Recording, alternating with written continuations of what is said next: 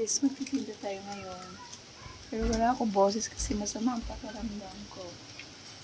Niluto, may order sa atin ng burger, buy one take one, plain lang. So, ayan nga guys.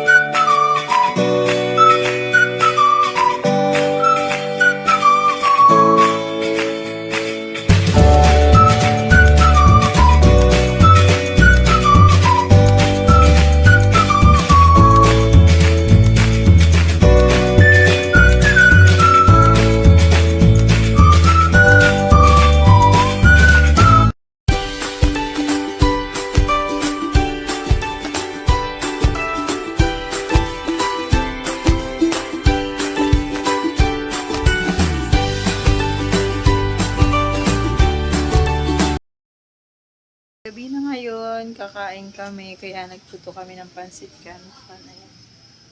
Ayan, kanto namin. Yan ang ulam namin ngayon kasi lagi na lang kami.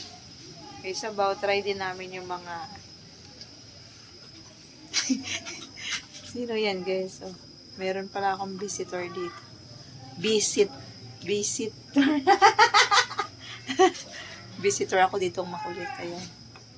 Siya ang bumili ng canton. Kaya yun guys. Ano ulam namin mamaya canton. Canton. So, wala kaming ulam ngayon.